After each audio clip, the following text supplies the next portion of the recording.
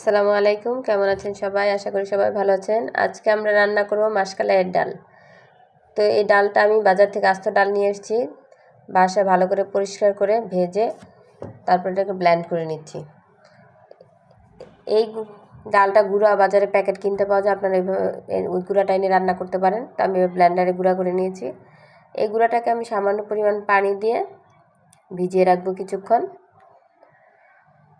তো এটা আমি একপাশে রেখে দেই। এখন আমি রান্নাটা শুরু করব। কড়াইতে পরিমাণ মতো তেল দিলাম, দিয়ে দিলাম আস্ত জিরা কয়েকটা, তারপরে তেজপাতা, শুকনো মরিচ, পেঁয়াজ কুচি দিয়ে একটু ভেজে নিব। তো পেঁয়াজটা ভাজা হয়ে গেলে এখন আমি দিয়ে দেবো আদা রসুন বাটা, দিয়ে দেবো হলুদ গুঁড়া, মরিচের গুঁড়া, পরিমাণ মতো লবণ, সামান্য একটু পানি দিয়ে তারপর মশলাটাকে একটু কষিয়ে নিব। তো মশলাটা একটু হালকা কষানো হয়ে গেলে আমি এর মধ্যে দিয়ে দিব মাছ। আপনারা যে মাছ দিয়ে রান্না করতে চান সেই মাছ দিয়ে করতে পারেন। আমি এখানে রুই মাছ দিয়ে রান্না করব। এখানে দিয়ে দিচ্ছি মাছের মাথা, কয়েকটা লেজ এবং মাছের কয়েকটা পিস দিয়ে একটু কষিয়ে নিব। মাছের কালারটা কিন্তু চমৎকার হয়েছে, দেখতে খুবই সুন্দর লাগছে, খেতেও কিন্তু খুবই মজা হয়েছে। তো মাছটা কষানো হয়ে গেলে দিয়ে দেবো আগে থেকে ভিজিয়ে রাখা সেই ডালটা।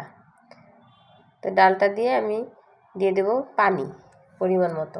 পানির পরিমাণটা একটু বুঝে দিবেন। তো আমি দিয়ে দিচ্ছি পরিমাণ মতো পানি। তারপর এটাকে আমি রান্না করব।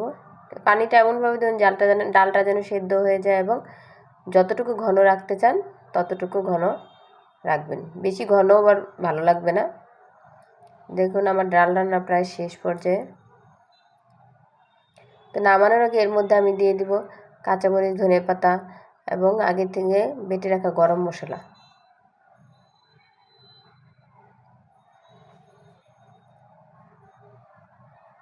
আপনারা যারা মাসকালাইয়ের ডাল রান্না করতে পারেন না তারা এইভাবেই দেখলে অবশ্যই রান্নাটা করতে পারবেন অতি সহজে।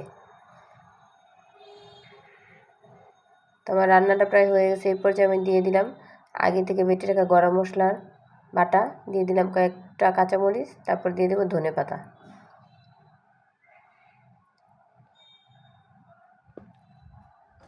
এই ডালটা দেখতে যেমন চমৎকার হয়েছে, খেতেও কিন্তু খুবই মজা হয়েছে।